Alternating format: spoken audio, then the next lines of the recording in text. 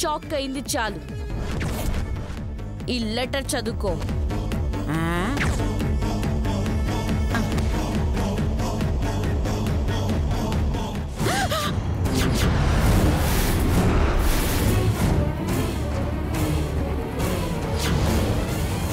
అర్థమైంది కదా? దాంట్లో రాసిన దాని ప్రకారం ఫాలో చేయండి. పద. Okay, let's go.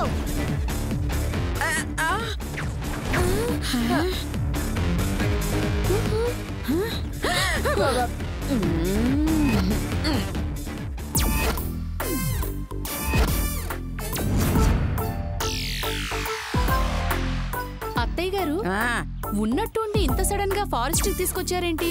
సడన్ గా కాకపోతే స్లో మోషన్ లో ఓ 4 నెలలు నడిపించి తీసుకురావాలా?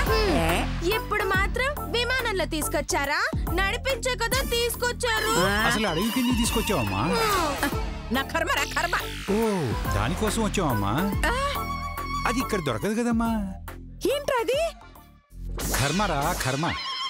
అయ్యో నీ బొందరా. ఇందాక మన ఇంటికి ఇద్దరొచ్చి ఒక లెటర్ ఇచ్చారు, గుర్తుందా? లెటరా? లెటరే. గుర్తొచ్చింది. అందులో ఏం రాసిందో తెలుసా? చదివింది మీరైతే మాకెలా తెలుస్తుంది? యదవ జన్మ. అలా రాసుందా? అలా ఎందుకు రాసినట్టు? మన రాంబాబు గారు గీతని శ్వేతని కిడ్నాప్ చేసిన దగ్గర నుంచి అడవిలో వదిలేసేంత వరకు ఎవరు చూశారంటనే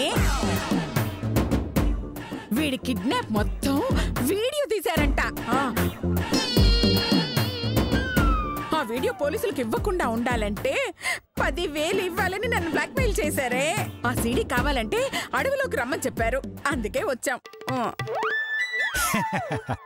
పిచ్చే వదవా. ఆ వీడియో తీసిన వాడు ఎవడో గాని పెద్ద జఫాగల్లా ఉన్నాడమ్మా. ఎందుకురా? ఎవరైనా డబ్బులు తీసుకున్నాకే వీడియో తీస్తారు. వీడు వీడియో తీసాకే డబ్బులు అడుగుతున్నాడు. అయినా వీడియో తీసేవాడు నాతో ఒక్క మాట చెప్పుంటే నీ మేకప్ వేసుకునేవాడిని కదా.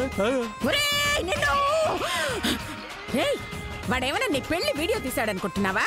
Kidnap shoot చేశాడ్రా.